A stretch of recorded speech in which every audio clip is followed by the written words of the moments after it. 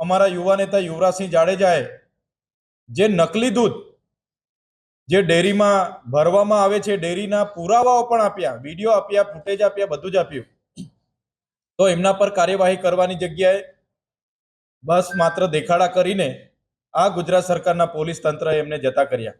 એ જ પ્રકારે ગતરોજ જિગીસાબેન પટેલને ત્યાંના સ્થાનિકોએ કીધું કે અમારી આ સમસ્યા છે.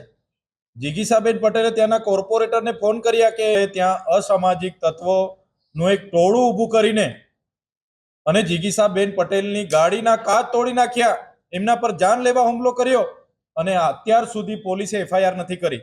જિગીસાબેન સારવાર હેઠળ છે તો પોલીસ કોની રાહ જુએ છે?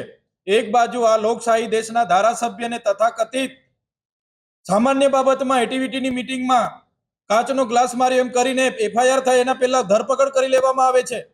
એક ધારાસભ્ય તરીકે અમને તથાકથિત કેસોમાં ખોટી એફઆઈઆરોને અંતર્ગત અમને 80 દિવસથી વધારે જેલમાં રાખવામાં આવે છે.